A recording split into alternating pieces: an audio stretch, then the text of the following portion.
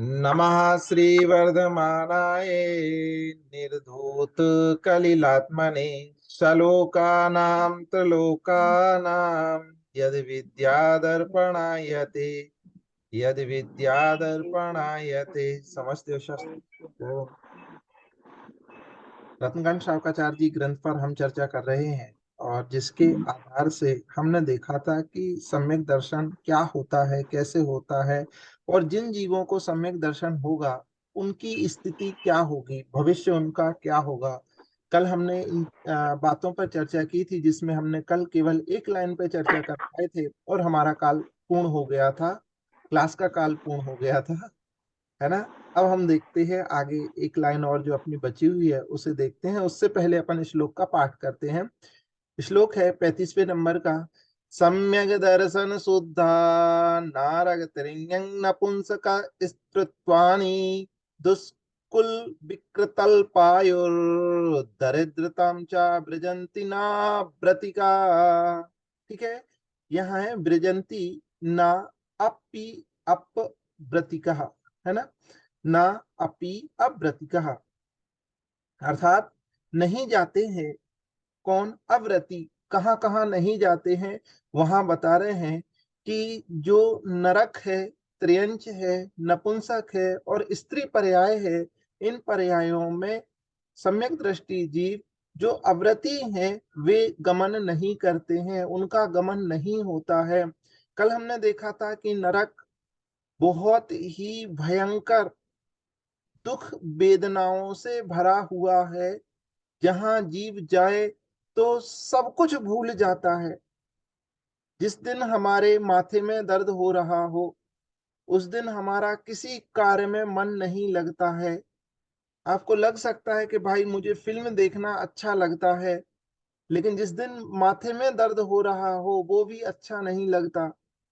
जिस दिन खाना खाने मैंने कोई खाने का शौकीन हो और उसे खाना अच्छा लगता हो, पर जिस दिन माथे में भयंकर दर्द हो रहा हो उस दिन उसे रसगुल्ले और पूड़ियां भी अच्छी नहीं लगती हैं, है ना। केवल एक माथे में दर्द होने पर, इतना बड़ा माथा और इतने बड़े माथे में कहीं एक जगह ऐसा दर्द होता है, और इतने दर्द के कारण से हमारा सारी दिनचर्या भ्रष्ट हो जाती है। सारे योग्य अयोग्य कार्य पर हमारा नियंत्रण खत्म हो जाता है। विचार करो, नरक में एक रोम में 96 रोग वर्तते हैं। 96 एक रोम में। और एक, ये क्या कहें, पोर, है ना, एक पोर, इतनी जगह। कल्पना करो इतनी जगह में हमारे कितने रोम छिद्र होंगे। उस अनुपात में अनुपात लगाओ तो कितने रोग हैं एक अंगुल जगह प्रमाण में। यदि 100 छिद्र हैं यहाँ पर इतनी जगह में एक अंगुल प्रमाण में, तो 100 इंटू 96, 9600 रोग हैं अलग अलग। 9600 रोग इतने से में। और कहते हैं प्रथम नरक का जो जीव, 7वें नरक का जो नारकी होता है उसकी अवगाहना 500 धनुष होती है, माने लगभग 3000 फीट। अब आप सोचो, इतने और इतना बड़ा धूसर काला शरीर और एक रोम में 96 रोग व्याप रहे हों, तो कल्पना करके देखो कितने रोग होते होंगे। ये शरीर कृत दुख हैं, इस पे किसी का बस नहीं है। ये आपने जहां जन्म लिया है उस जन्म के साथ ही हमें ये गिफ्ट मिले हुए हैं कि इतने रोग तो रहेंगे ही। अब इसके अलावा क्षेत्रकृत दुख है वहां पर। वहां का एटमॉस्फेयर इतना गर्म है या इतना ठंडा है, वहां भूख है, वहां प्यास है, वहां 24 घंटे मारकाट है। ऐसा पापमय जीवन, जिनके पाप की तीव्र उदीर्णा होती है, वे जीव नरक में जाकर निवास करते हैं। और तीव्र उदीर्णा में भी जो काल अपेक्षा देखा जाए, लंबे काल तक एक जैसी उदीर्णा चलनी हो, एक जैसी उदीर्णा, एक जैसे कर्मों का उदय चलना हो, तो कहते हैं जीव नरक में जाकर जन्म ले लेता है और करोड़ों साल तक एज इट इज। सुबह यदि उठे ना ममता आंटी और माथे में दर्द हो, तो हम कहते हैं हमारा पूरा दिन खराब हो गया आज का, तो क्योंकि माथे में दर्द था, पेट में दर्द था, आज हमें बुखार था, पूरा दिन हमारा खराब हो गया। करोड़ों साल की जिंदगी खराब हो जाती है, करोड़ों साल, करोड़ों में भी कम है। सागरों में जाता है जीव यदि नरक में जाए तो, और सागरों को तो वर्षों में मान ही नहीं सकते। जैसे गेहूं को गिना नहीं जा सकता ना, गेहूं के दाने, है ना, कितने गेहूं के दाने में एक रोटी बनती है, कहते हैं दाने गिन के नहीं बनती है, एक मुट्ठी लगभग आटा चाहिए पड़ता है, उसमें एक रोटी बन जाती है। तो गेहूं को जैसे गिना नहीं जा सकता है क्योंकि उनकी क्वांटिटी बहुत होती है, ऐसे ही सागर को सालों में गिना नहीं जाता, वर्षों में उन्हें काउंट नहीं किया जाता, उनको तो मापा जाता है। कैसे मापा जाता है? तो आपने सुना होगा वो एक इतना बड़ा गड्ढा खोदना, फिर उत्तम भोग भूमि के मेंढे के बाल, है ना, उसको इतना बारीक काटना काया कि एक बाल फिर से दूसरे दूसरा हिस्सा ना, दूसरे है ना। और उसमें भी जो भोग भूमि का मेंढा है, मेंढा माने भेड़ है, उस भेड़ का बाल कहते हैं 7 दिन का, जन्म से 7 दिन का बिल्कुल नरम कोमल और मुलायम होने चाहिए, क्योंकि बड़ा होगा तो मोटे ताजे बाल हो जाएंगे। अब एक योजन का आप गड्ढा खोदो और उस गड्ढे में, उस गड्ढे खटाटस बाल भर दो। को भरो, भरने के बाद चक्रवर्ती की सेना उस पर से चला दो, जो खाली हो जाए फिर से उतने बाल लाओ और उसको फिर भरो। अब कल्पना करो कितने बाल होंगे, एक बाल को इतना काटना है कि उसके दूसरा भाग ना हो सके, और 100 साल में एक बाल निकालो।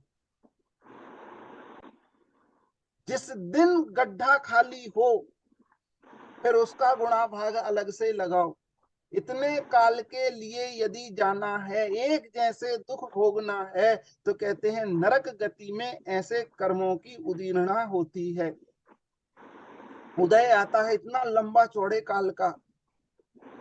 तो कहते हैं जिन्होंने सम्यक दर्शन से शुद्धता प्राप्त की हुई है, उन जीवों को ऐसे कर्मों का आश्रय बंद होता ही नहीं है, अर्थात वे जीव नरक में जाते ही नहीं हैं। कहाँ जाएंगे? कभी ऐसा हो आप किसी कमरे में बैठे हो और एकदम से लाइट चली जाए, होता ना रजनी आंटी, हाँ, कमरे हो में जाता है। हो और एकदम से लाइट चली जाए, लाइट जाने के बाद कुछ नहीं दिखता, कुछ भी दिखाई नहीं देता है, और वहां कोई रेडियम जैसी कोई वस्तु रखी हो तो वो रेडियम चमकने लगता है, तो कुछ कुछ थोड़ी देर बाद दिखाई देने लगता है कि हाँ मुझे कुछ दिख रहा है, मुझे कुछ दिख रहा है, फिर भी उससे काम नहीं होता। ऐसे ही कहते हैं प्रथम नरक जिसका नाम रत्न प्रभा है, उसमें जितने रत्नों के प्रकाश होते हैं, हीरे का कितना प्रकाश होता है यदि उस पर लाइट ना पड़े तो, मोतियों में कितना प्रकाश होता है, शक्कर में कितना प्रकाश होता है, कोई प्रकाश नहीं है। ऐसे ही घोर अंधेरा छाया हुआ है, और इतने घनघोर अंधेरे में 24 घंटे लड़ाई झगड़ा चल रहा है। ऐसी विषम परिस्थितियों में कोई धर्मी जीव क्यों जाएगा भला?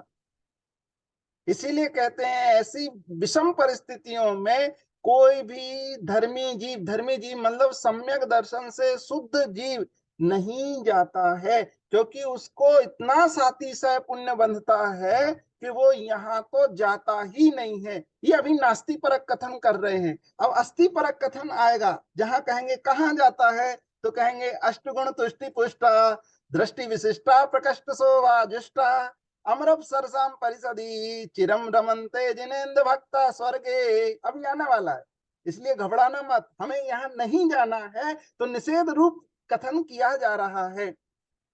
और यदि परिणामों में खोट हो, बहवारंभ परिग्रतम नारकस्य आयुषा, बहु आरंभ करने की इच्छा होती हो, बहुत परिग्रह रखने की इच्छा होती हो।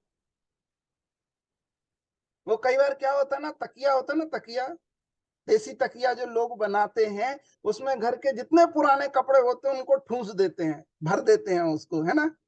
दिवाली पे कई बार वो फट जाता है, तकिया फट जाते हैं, तो उसमें से निकालते, ये देखो मेरी 10 साल पुरानी शर्ट है। उसमें भी जुगाड़ ढूंढने लगते हैं, क्या इसमें के बटन काम में आ सकते हैं, क्या इसका और यूज किया जा सकता है, क्या इसका नाड़ा काम में आ सकता है ना। तो ये जो बुद्धि है ना हमारी, परिग्रह में परिग्रह ढूंढने वाली बुद्धि, यदि 10 शर्ट रिटायर्ड हो रही हो, 5 साड़ियां रिटायर्ड हो रही हो, और आपके ही हाथ से उन्हें देने का कहा जाए, तो उसमें से 3 देते हैं, 2 वापस लेकर आ जाते हैं, अरे रुको अभी तुझे कुछ दिन और चलेगी। ये कहते हैं ये परिग्रह है, परिग्रह। और ये परिग्रह में हम बहुत निपुण हैं, हर एक जगह से हम परिग्रह जमा कर ही लेते हैं। तो कहते हैं समझना, ये वही चर्चा है जो अपन कर आए हैं। दूसरा है त्रेंच गति में गमन नहीं होता है। तो अपन ने त्रेंच गति के जीवों के दुख बहुत चर्चा कर ली है। आज अपन देखते हैं नपुंसक गति के, जो नपुंसक जीव होते हैं, उन जीवों में संगी पंचेंद्री पना है, मानवों जैसे ही होते हैं, मानव ही होते हैं, बशर्ते वो ना तो स्त्री होते हैं और ना पुरुष होते हैं। ऐसी मध्यवर्गीय उनकी जिंदगी होती है, जहां वो दोनों के साथ रमण करने की इच्छा रखते हैं। स्त्री मिले तो स्त्री के साथ रमण करने के परिणाम होते हैं, और पुरुष मिले तो पुरुष के साथ रमण करने के परिणाम उनके जागृत होते हैं। तो बोलते दुख क्या है इसमें? कहते हैं दुख ये है कि जिस प्रकार कोई लड़का किसी लड़की से प्रेम करता हो, और प्रेम होने के बाद माता पिता उसकी शादी ना कराएं,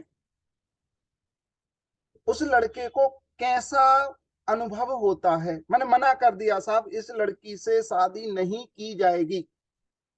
वो यहां से उठता है, उठने के बाद अपने कमरे में चला जाता है, अकेला रोता रहता है, अकेला बैठा रहता है, शून्य की ओर देखता रहता है, और कहता है हमारी जिंदगी तो अब वो XYZ हो चुकी है, क्या जीना है, इससे अच्छा तो।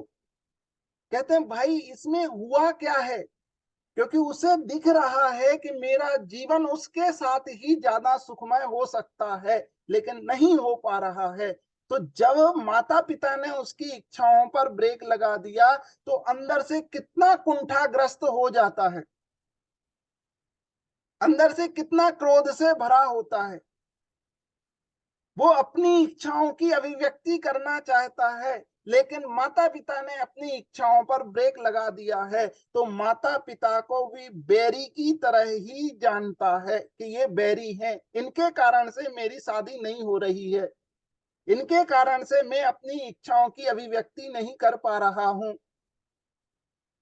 कहते हैं यहां तो दोषारोपण माता पिता पर किया जाता है।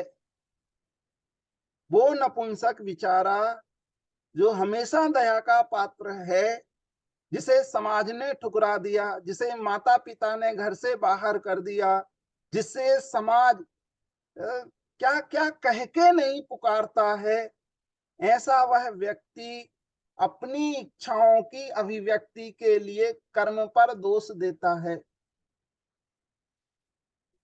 चाह के भी अपनी कर्मों की, अपने भावों की अभिव्यक्ति नहीं कर पाता है। और कब से कब तक?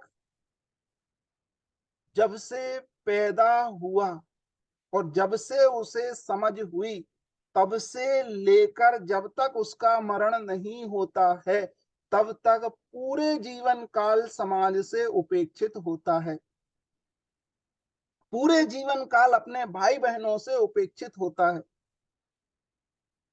स्कूल में यदि कदाचित पढ़ने के लिए जाए तो सभी लोग उसे उपेक्षित भाव से देखें, अरे देख ये आ गया, ये देख ये छक्का बैठा हुआ है। मतलब कल्पना करके देखो, हमें यदि कोई अपने घर में, हमें कोई यदि मंदिर में यदि उपेक्षित कर दे तो कितना दुख होता है पप्पू भैया, कितना बुरा लगता है। यही टीस अंदर से चलती रहती है कि देखो तो मैंने ऐसा तो कुछ किया ही नहीं, इसमें मेरा क्या दोष है यदि मैंने कुछ ऐसा गलत बोल दिया या गलत बोला गया है तो। अब उससे पूछो उसका क्या दोष है वर्तमान में, जिसे पूरा जीवन काल एक उपेक्षित शरीर के साथ जीना है। ये तो व्यवहारिक बात है। धार्मिक बात करें तो ये क्या कहें, सम्यक दर्शन प्राप्त करने की योग्यता तो रखते हैं, लेकिन इन्हें सम्यक दर्शन प्राप्त हो जाए ऐसा समागम इन्हें मिलता ही नहीं है। ये चौथा पांचवा गुणस्थान तक जा सकते हैं, पर आपको लगता है कोई ऐसा नपुंसक मंदिर में जाकर बैठता होगा, वहां जाके तत्व चर्चा करता होगा, वहां बैठकर आत्मा और परमात्मा का ध्यान करता होगा, वहां ये विचार करता होगा कि अहमक को खलु शुद्धो निम्मोणान दंसण समग्गो, कि मैं एक शुद्ध पूर्ण चिदानंद स्वरूप आत्म तत्व हूं, ऐसा विचार करता होगा। है कोई आपके जान पहचान में दूर दूर तक कहीं सुना हो, न्यूज़पेपर में सुना हो, टीवी में देखा हो कि कोई ऐसा धर्मी जीव है जो मंदिर जाता हो? अब ऐसा नहीं है तो धर्म का प्रकटपना कहां से आएगा, धर्म कहां से प्रकट होगा, धर्मी कैसे होगा? और सोचो पूरा जीवन काल गाने बजाने में निकल जाता है, इसके घर उसके घर, इससे चंदा उससे चंदा, कौन कौन किस किस नजर से और कैसे दुष्ट से दुष्ट व्यवहार करता है। लोग कहते हैं छक्का है, धक्का लगा दो, पटक दो, कुछ भी। अब देखो उनके कई बार जब वृत्तांत पढ़ने को मिलते हैं, ये कहते हैं ऐसी निकृष्ट हैं ये पर्याय, ऐसी पर्यायों में धर्मी जीव जाता नहीं है। तीसरे नंबर पे आता है स्त्रीत्ववाणी। स्त्रीत्व पर्याय में भी जो सम्यक दृष्टि होते हैं वे सम्यक दर्शन के साथ गमन करें तो स्त्री पर्याय में भी नहीं जाते हैं। स्त्री पर्याय में भी कौन से दुख हैं, एक ही जैसे हैं, पुरुष हो या स्त्री हो क्या फर्क पड़ता है? तो जैन ग्रंथों के अनुसार जो स्त्री पर्याय है ये पंचम गुण स्थान से अधिक पुरुषार्थ नहीं कर सकती है। अधिकतम यदि इनका होता है तो पंचम गुण स्थान की आरिकाओं जैसा जीवन इनका हो सकता है, लेकिन इस भव से साक्षात मोक्ष ना हो सकता है दिगंबर मान्यता के अनुसार।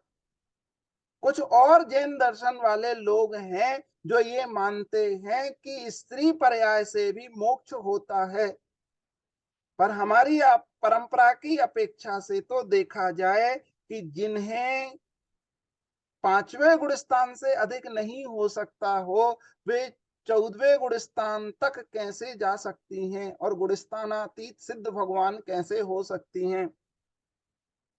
श्वेतांबर मत में ऐसा माना जाता है कि जो 19वें नंबर के तीर्थंकर मल्लीनाथ थे उन्हें वो मल्ली कुमारी के नाम से संबोधित करते हैं और मानते हैं कि वे स्त्री पर्याय में जन्म उन्होंने लिया था और वहां से वो स्त्री पर्याय से मोक्ष गई हैं, ऐसा उनकी मान्यता है।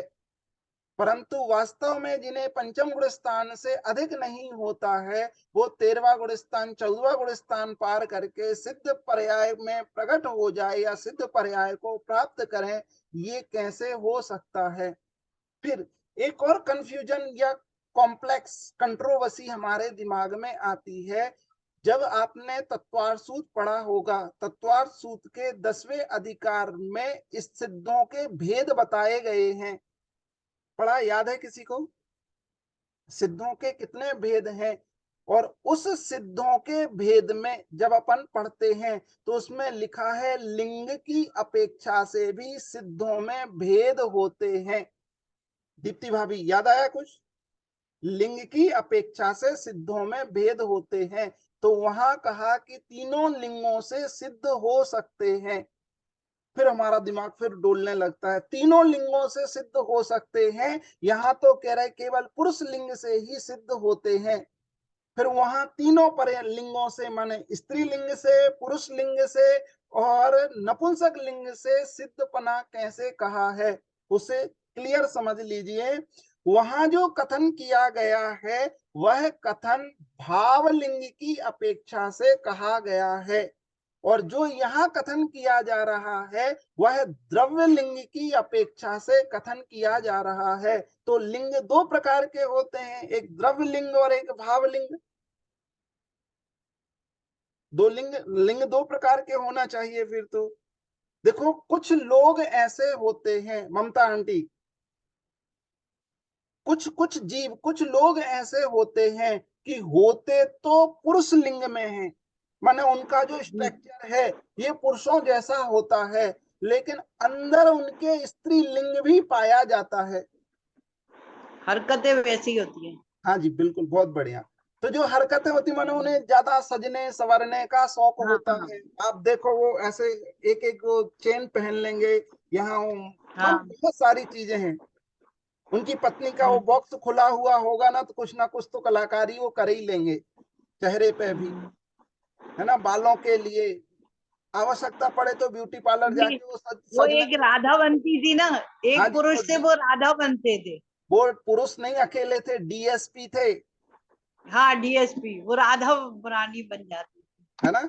तो ये जब हाँ। ऐसे होते हैं तो इसका मतलब है उनके अंदर में वो स्त्रीत्व भाव जोर मारता है, और उस स्त्रीत्व भाव के कारण से उन्हें बाह्य में भी वैसे बनने के परिणाम आते हैं, है ना। मैंने गुरुजी से अपने प्रश्न पूछा, मैंने ऐसे कैसे हो सकता है कि जो अंदर का लिंग अलग हो सकता है, बाह्य का लिंग अलग हो सकता है। तो उन्होंने मुझे मोटा उदाहरण दिया, इतना पतला नहीं दिया उस समय। वो कहते हैं जैसे मान लो किसी खेत के पास से आप गुजर रहे हो और वहां अच्छी घास खड़ी हो, है ना, तो उसे कभी खाने का आपको विचार आता है?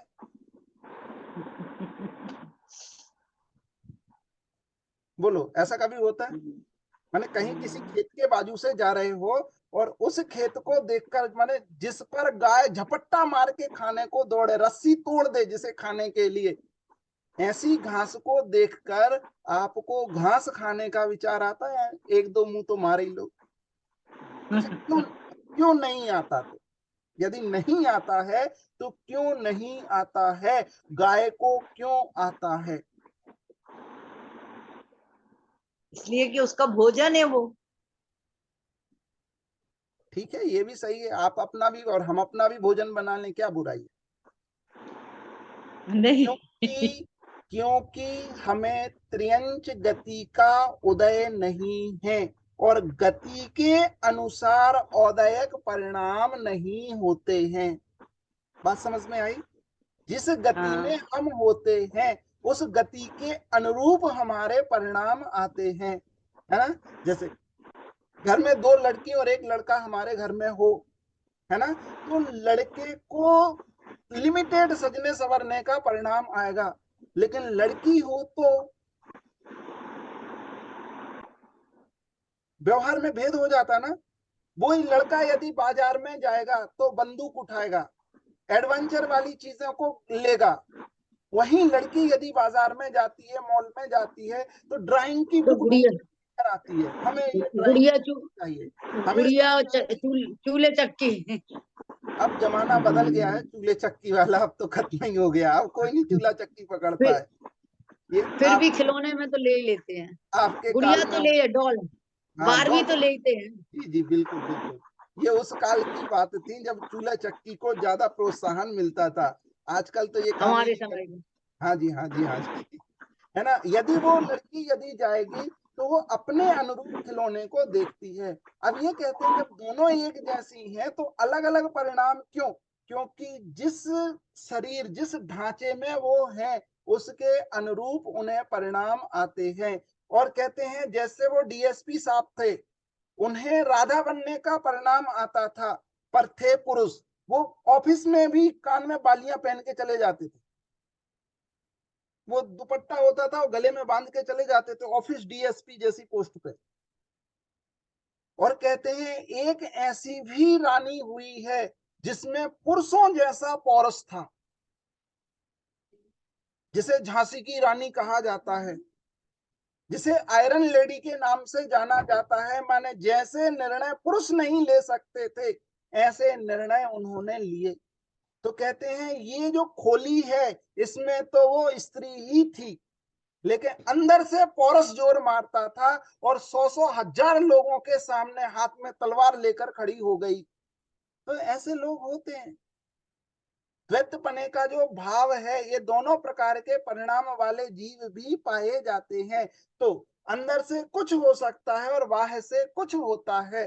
तो जो अंदर में हो उसके साथ तो मोक्ष हो सकता है, लेकिन बाहर जो खोली है वो केवल पुरुष की होनी चाहिए मोक्ष जाने के लिए, है ना। अब दुख क्या है इस पर्याय में, तो कहते हैं आप साक्षात अभिषेक नहीं कर सकते हो, आप श्री जी को उठा नहीं सकते हो, आप क्या कहना चाहिए, बहुत सारी चीजें हैं विराट जिसके आधार से वो अपने आप में हीन पने का परिणाम रहता है ना।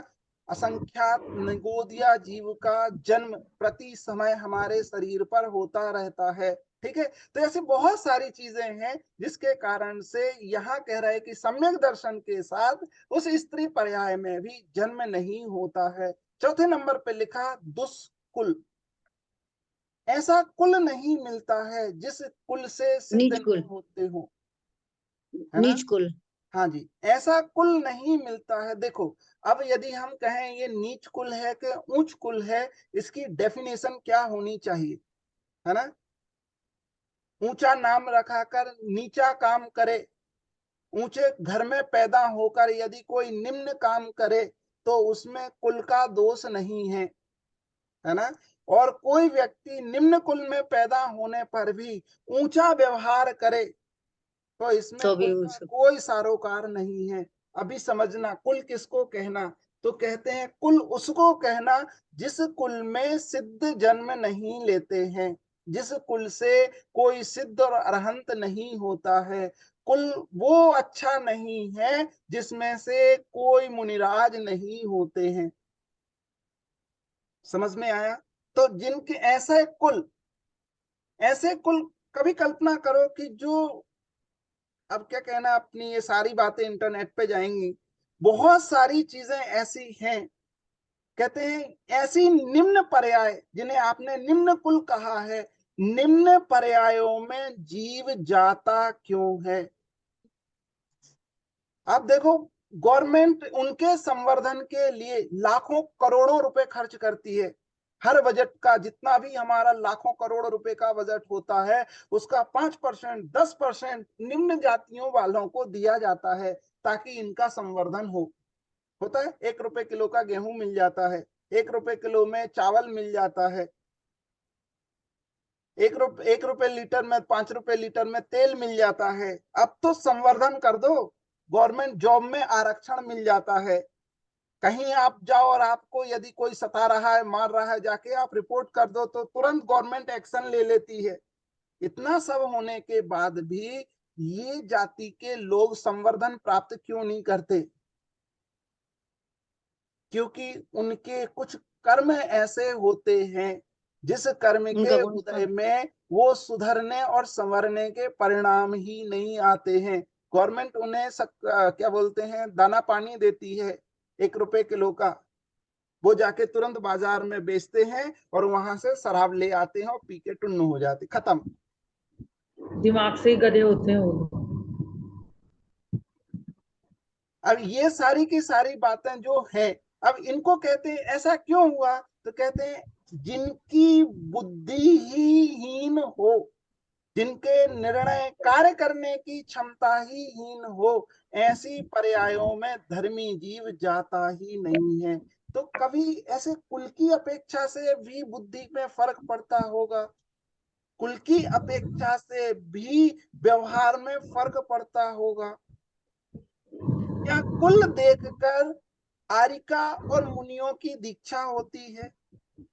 आप लोगों ने सुना नहीं। कभी इस बात को? शरीर की आकृति विकृति को देखकर दीक्षाएं होती हैं? जी नहीं। हाँ, जी हाँ। यदि अच्छा। जिनके कुल में, क्या कहें, बहुत सारी बातें हैं, हम बता नहीं सकते, जिनके कुल में ऊंच नीच वाले व्यवहार होते हों उन्हें दीक्षाएं नहीं दी जाती थी। क्यों? क्योंकि यदि दीक्षार्थी दीक्षा लेगा और दीक्षार्थी के जो परिणाम है, परिवार के जो परिणाम है, उसके कारण से जिन शासन कलंकित ना हो जाए, इस बात को ध्यान में रखते हुए ऐसे जीवों को दीक्षा देने का प्रावधान नहीं था, है ना। और बहुत सारी बातें हैं। तो जो कुल है, इस कुल के कारण से भी जीव को बदलने के परिणाम कम होते हैं, चांसेस कम होते हैं। इसीलिए कहते हैं कि ऐसी जगह दुष्कुलों में सम्यक दृष्टि जीव जन्म नहीं लेते हैं।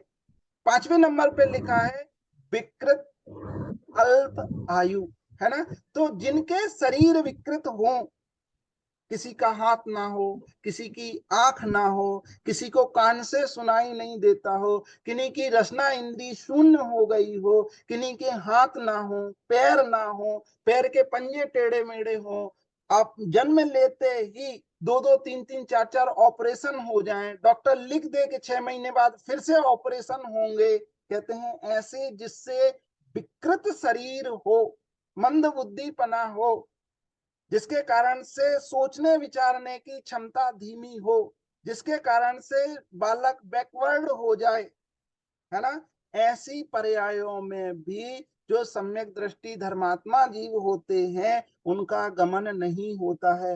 मतलब आज सम्यक दर्शन हमने प्राप्त किया, है ना, भविष्य में मुझे क्या होना है उसका मुझे पूरा का पूरा सर्टिफिकेट मिल गया।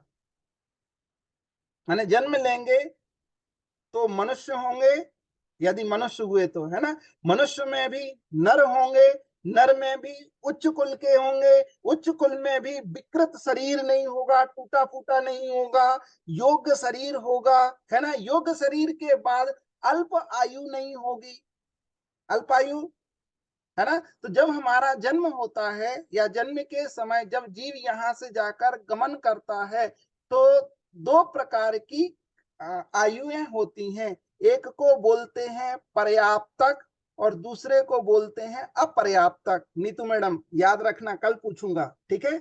एक को बोलते हैं पर्याप्तक आयु और एक को बोलते हैं अपर्याप्तक आयु, है ना। और तीसरा भी नाम आता है जिसे कहते हैं लब्धि अपर्याप्तक। काया, ध्यान से सुनो, ठीक है। तो पर्याप्तक, अपर्याप्तक और लब्धि अपर्याप्तक, ठीक है। पर्याप्तक उसे कहते हैं जिन्हें नियम से शरीर का निर्माण करना हो, ठीक है। फिर से, तो जब जीव कहीं से मरकर जहां उसे जन्म लेना है उस स्थान पर पहुंचता है ना, कहीं से मरा, 1-2-3 समय अधिकतम लगते हैं और वहां जाके जब जहां उसे जन्म लेना है वहां पहुंचता है। पहुंचने के बाद माने गर्भाशय में जहां उसका जन्म होना है वहां जाके एक अंतर मुहूर्त रुकता है और एक अंतर मुहूर्त के बाद वो अपने शरीर के निर्माण के योग्य आहार वर्गणाओं को ग्रहण करता है। आहार वर्गणाएं ये पौद्गलिक कर्म कहलाते हैं। फिर से, किसको ग्रहण करता है नीतू मैडम? आहार वर्गणाएं। नहीं आ रहा ना समझ में, है ना। तो जिससे हमारा शरीर बना हुआ है, जो शरीर बना हुआ है ना, इस शरीर की जो पुद्गल निर्माण करता है ना, उस पुद्गल को आहार वर्गणाएं कहते हैं। ये 22 प्रकार की वर्गणाएं होती तो अनंत प्रकार की हैं, पर उनको हमने 22 प्रकार में डिवाइड किया हुआ है और उसमें से एक वर्गणा होती है जिससे मनुष्य और त्रियंचों के शरीर बनते हैं। इसे हम आहार वर्गणा कहते हैं। तो शरीर में दो प्रकार के पदार्थ होते हैं, एक तो काया हार्ड होता है ना, और एक हमारी बॉडी में लिक्विड होता है, तरल होता है ना। तो जो लिक्विड और क्रिस्टल है ना, हार्ड और नरम, दोनों प्रकार के जो पदार्थ हैं, उन पदार्थों को परिणमाने की योग्यता जिसे हो उसे कहते हैं पर्याप्तक। फिर से, आहार वर्गणा को ग्रहण करके रस और खल माने हार्ड, ठीक है, आहार वर्गणा को ग्रहण करके रस और खल भाग रूप से परिणमाने की जिसे योग्यता होती है उसे पर्याप्तक शरीर कहते हैं, पर्याप्तक जीव कहते हैं। और जिन्हें ऐसी योग्यता ना हो तो जहां उन्हें जन्म लेना है वहां पहुंचते हैं, और एक अंतर मुहूर्त जिस काल में वो रुकता है उतने में ही जाके मृत्यु हो जाए उसे अपर्याप्तक शरीर कहते हैं, अपर्याप्तक जीव कहते हैं। कई बार ऐसा होता है कि माँ को भी पता नहीं लगता है कि मेरे गर्भ में कोई बच्चा भी आया था। कंसीव करती हैं और छोड़ देते हैं, या वो बच्चा ही वहां आता है और मरण को प्राप्त हो जाता है तो आके बाहर निकल जाता है। और ऐसी अवस्था को अपर्याप्तक अवस्था कहते हैं। तो कहते हैं जो सम्यक दृष्टि जीव है वो सम्यक दृष्टि जीव ऐसी अपर्याप्तक अवस्थाओं में जन्म नहीं लेता है। तो गारंटी से पर्याप्तक होगा, पर्याप्तक होगा मतलब जहां वो जन्म लेने के लिए जा रहा है एक अंतर मुहूर्त के बाद वो आहार वर्गणाओं को ग्रहण करके अपने शरीर को निर्माण करेगा। एक अंतर मुहूर्त लगेगा बस, और वो अपने शरीर को निर्माण करना चालू कर देगा। उसके बाद भी ऐसी आयु में मरण नहीं करेगा जिसको कहते अल्प आयु हो। अल्प से मतलब निर्धारित सम्यक दर्शन की जो योग्यता है 8 वर्ष और 2 अंतर मुहूर्त, इससे पहले मरण नहीं करेगा। इतनी आयु तो सम्यक दृष्टि लेकर ही आएगा। अब आप कहो कि साहब 60 वर्ष 80 वर्ष तक जिए तो पूर्ण आयु, और यदि 33 वर्ष में कोई खत्म हो जाए तो अल्प आयु। तो ये पैमाना अल्प और पूर्ण का नहीं है, है ना। दूसरी बात, आयु कितनी है ये हम ज्ञान नहीं कर सकते हैं। आयु के निषेध बद्धमान आयु और भुज्यमान आयु, दोनों के दोनों आयु के विषय में कोई अवधि ज्ञानी मुनिराज कथन करने में सक्षम होते हैं। ऐसा कहा जाता है यदि उत्कृष्ट अवधि ज्ञान किसी मुनिराज किन्हीं मुनिराज को हो तो वो कितने कर्म हम ग्रहण कर रहे हैं और कितने कर्म उदीर्ण कर रहे हैं, माने हमारी आत्मा से जो चिपके हुए कर्म है वो छूट रहे हैं, इन्हें वो देख सकते हैं। अभी की बात को अपन यही विराम देते हैं क्योंकि हमारा समय खत्म हो रहा है और वो बीच में से कट जाता है तो अच्छा नहीं लगता है। अपन आज की बात को यहीं विराम करते हैं। बोलिए महावीर भगवान की जय।